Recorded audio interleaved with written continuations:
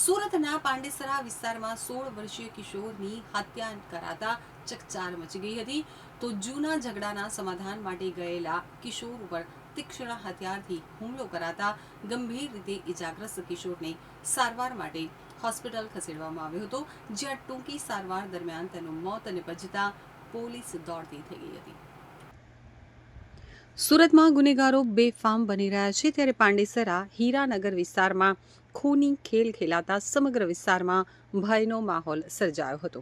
પાંડેસરામાં 16 વર્ષીય દેવા ગુપ્તા ઉપર તીક્ષ્ણ હથિયાર વડે જીવલેણ હુમલો કરવામાં આવ્યો હતો. દેવા ગુપ્તા સામાન્ય પરિવારમાંથી આવતો હતો અને સ્કૂલમાં વેકેશન હોવાથી સાડીની દુકાનમાં હેલ્પર તરીકે કામ કરતો હતો.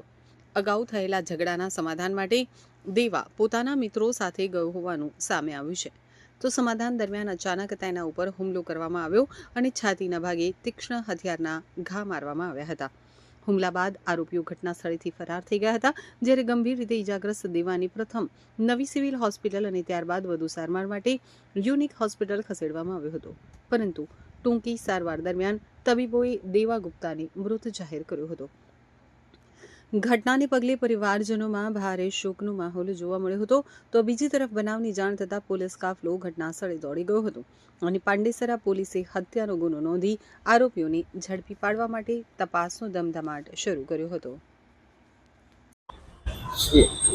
मेरा नाम उमेश गुप्ता है और मेरा भांजा देवा गुप्ता का मर्डर हुआ है, जो अपना हीरानगर पांडेसरा विस्तार में, और उसको हमला किया गया है, सामने से चाकू से वार किया गया है.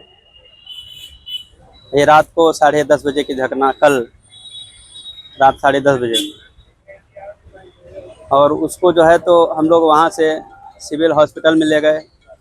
ट्रीटमेंट के दौरान वहाँ से रिकवरी नहीं हुआ, तो फिर हम लोग वहाँ से ट्रांसफ़र किए यूनिक हॉस्पिटल, और यूनिक हॉस्पिटल में इलाज के दौरान उसका मौत हो गया, एक्सपायर हो गया. वो डॉक्टर ने बोला अभी ये एक्सपायर हो गया.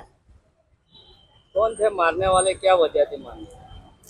अब मारने की वजह इनका तो कोई झगड़ा नहीं था, लेकिन ये किसी दोस्त के साथ मतलब उनके घर पे गए थे कि भाई कुछ उनका आपस में बातचीत रहा होगा, तो इन्होंने समझाने के हिसाब से अपने दोस्त ने बुलाया कि भाई चलो उसके घर पे थोड़ा चलना हमारे साथ में, तो वो साथ में चले गए थे.